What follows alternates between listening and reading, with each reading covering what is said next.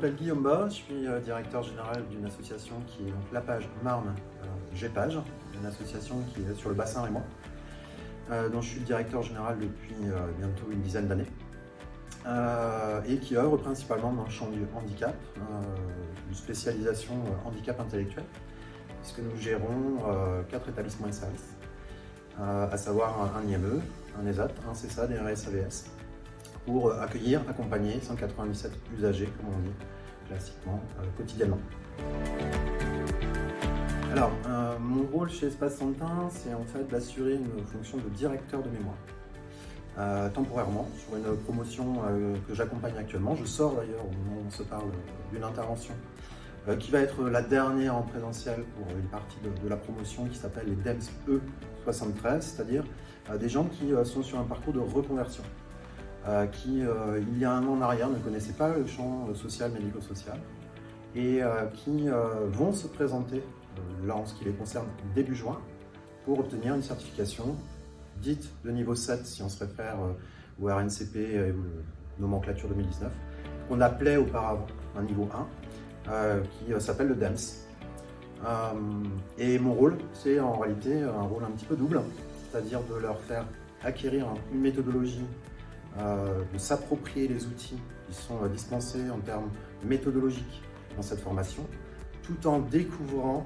clairement, de manière la plus presque vulgarisatrice possible, le champ social médico-social qu'ils ne connaissent pas en démarrant leur formation. Donc, il y a un double enjeu pour eux, sur lesquels je les accompagne jusqu'à leur soutenance, pour répondre à la commande de certification sur laquelle ils seront évalués comme n'importe quel candidat DEMS. Ça ne change rien à la valeur de la certification qu'ils vont décrocher en juin. Le cursus DEMS, classiquement assez connu maintenant, compte tenu d'années d'expérience d'Espace Santin sur ce cursus de formation, s'adresse principalement à des professionnels qui sont déjà dans le champ, pas forcément en position de dirigeant, ou alors dans des positions de dirigeants qui les pousse à devoir obtenir un niveau de qualification suffisant au regard de la réglementation et des obligations en la matière. Là où le DEMS E, le E voulant dire entreprise, s'adresse à des gens qui auparavant, avant de démarrer leur formation, pouvaient être aussi bien DRH dans un secteur marchand, pouvaient aussi bien être dirigeants peut-être dans un autre champ professionnel complètement étranger au médico-social, qui sont dans une phase de reconversion, et qui se projette dans l'idée d'intégrer le champ social médico-social pour y apporter un regard effectivement un peu particulier, une approche un peu particulière qui enrichit le champ. En tout cas, c'est comme ça que c'est conçu chez Espace Santin, cette idée que ouvrir le champ social médico-social à de nouveaux profils de professionnels dans leur ensemble, c'est une manière d'enrichir le secteur. Alors, ils ont besoin de plusieurs choses. Alors, je pense que si on devait les prioriser, la première chose dont ils ont besoin, c'est s'approprier une méthodologie. Alors, on pourrait aller très loin, une méthodologie de pensée. Je pense qu'on pourrait presque la qualifier comme ça, de rigueur intellectuelle. Il y a une question d'appropriation d'un niveau d'exigence très technique. D'ailleurs, c'est souvent ce qui les surprend au démarrage, c'est de découvrir que non, le champ social médico-social ne peut pas se satisfaire d'un à peu près. C'est peut-être même un secteur dans lequel il y a un très haut niveau d'exigence dans les valeurs, mais aussi sur le plan de la rigueur intellectuelle. Et on cherche à développer ça avec eux à travers l'appropriation d'un certain nombre d'outils dont on dispose chez Espace Santin, à travers l'accompagnement sur un écrit qui est un mémoire. Actuellement, ce mémoire est un mémoire ambitieux, on parle de 80 pages, avec toute une architecture qui est attendue un peu sous la forme d'un cahier des charges, qu'ils ont à respecter, et qui leur permet, au fil de l'accompagnement, de s'approprier par étapes toute une logique de pensée, mais aussi des outils méthodologiques qui peuvent leur servir toute leur carrière, en tant que dirigeant. Ça, c'est la première chose dont ils ont besoin. Et là, j'ai envie de dire, il n'y a pas de différence entre un DEMSE et un DEMS sur cette partie-là des besoins en développement de compétences. En revanche, pour les DEMSE, ils ont besoin également de comprendre la complexité du champ social médico-social, qui est extrêmement vaste. Que ce soit la protection de l'enfance, que ce soit sur les personnes âgées, que ce soit sur le handicap. On est sur un champ qui, en réalité, s'adresse à une population très variée avec des besoins extrêmement divers. Mais quand même des contraintes légales qui sont un peu toutes les mêmes. On pourrait parler de la loi 2002, on pourrait parler de contraintes légales qui s'appliquent à tout un champ et qu'il faut aussi apprendre à maîtriser.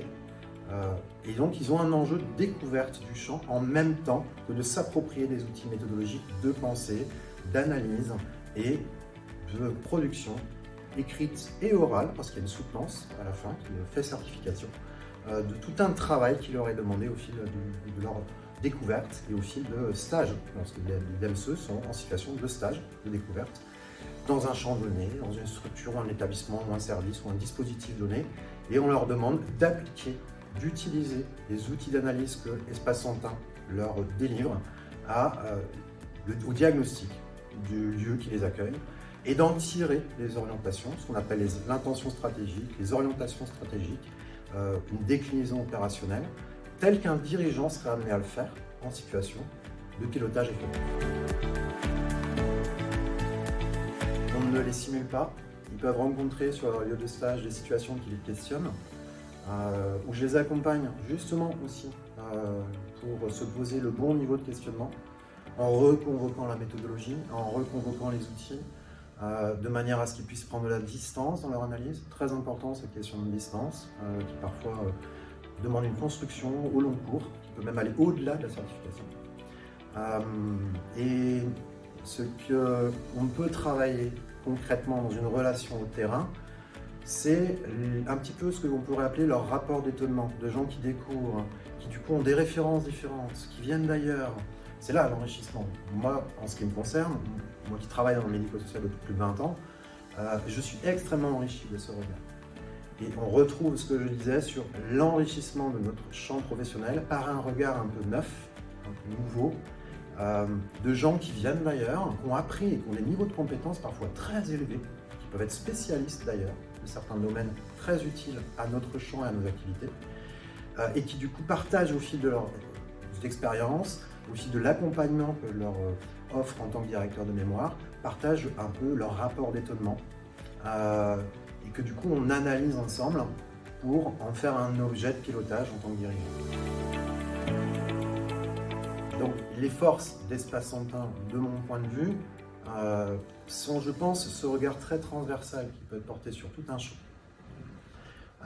Très transversal à la fois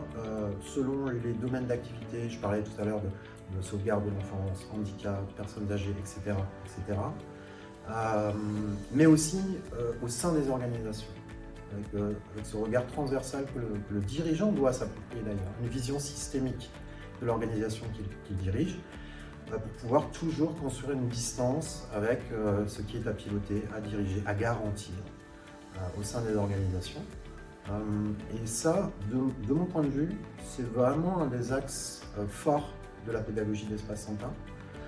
que d'apporter cette approche qui est à la fois réglementaire, à la fois méthodologique, très transversale avec une grande transférabilité des compétences acquises en fait à différents endroits, dans différentes organisations, et des valeurs qui, quoi qu'on en pense, sont des valeurs très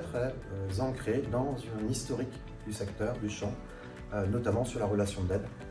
que les dirigeants ont à animer en direction des équipes qui les côtoient.